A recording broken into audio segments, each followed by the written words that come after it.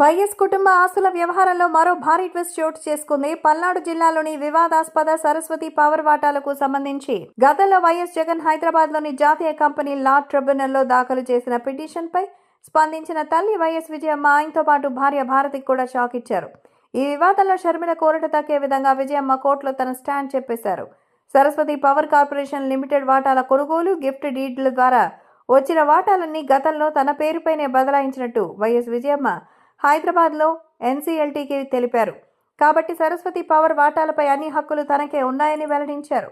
సరస్వతి పవర్లో 99.75% వాటాలు తన పేరుతోనే ఉన్నాయని, ఇందులో వైఎస్ జగన్, భారతీయులకు వాటాలు లేవని ఎన్సీఎల్టీలో విజయమ్మ తేల్చి చెప్పారు.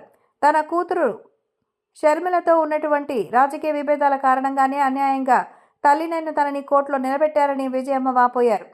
సెక్షన్ 59ను తప్పుగా అన్వయించి తనకు వాటాల బదలాయింపు అక్రమం అంటూ పిటిషన్ దాఖలు చేశారని విజయమ్మ అన్నారు. ఈ మేరకు తాము గతంలో బదలాయించిన వాటాల్ని తిరిగి తనకి ఇచ్చేయాలంటూ జగన్, భారతి, క్లాసిక్ రియాలిటీ దాఖలు చేసిన పిటిషన్స్ని కొట్టేసి భారీ జరిమానా విధించాలని జయమ్మ ఎన్సీఎల్టీని కోరారు. 2021లో సరస్వతి పవర్లోని 46.71 లక్షల వాటాల్ని, సండూర్ కంపెనీ 71.50 లక్షల వాటాల్ని, క్లాసిక్ రియాలిటీ కలిపి మొత్తం 1.21 కోట్ల వాటాల్ని తనకి విక్రయించారని విజయమ్మ తెలిపారు. అలాగే తనకి గిఫ్ట్ డీడ్ కింద బదిలీ చేశారని వెల్లడించారు. దీని ప్రకారం గత ఏడాది జూన్ 14న తనకు ఈ వాటాలు బదిలీ అయ్యాయి అన్నారు. దీన్ని సరస్వతి పవర్ బోర్డు కూడా ఆమోదించిందని, తనను సభ్యురాల్ని చేసింది అన్నారు. కాబట్టి కంపెనీలో 99.75% వాటా ఉన్న తనని కుటుంబ కారణాలతో ప్రశ్నించడం కుదరదు అన్నారు.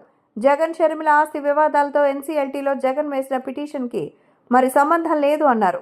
గుంటూరు జిల్లాలో ఈడీ జప్తు చేసిన సరస్వతి పవర్ ఆస్తులపై మాత్రమే స్టేటస్ కో ఉందన్నారు. షర్మిల కోసమే తనకు జగన్, భారతి ఈ గిఫ్ట్ డీడీ ఇచ్చినట్టుగా చేసిన వాదనకు ఆధారాలు లేవు అన్నారు.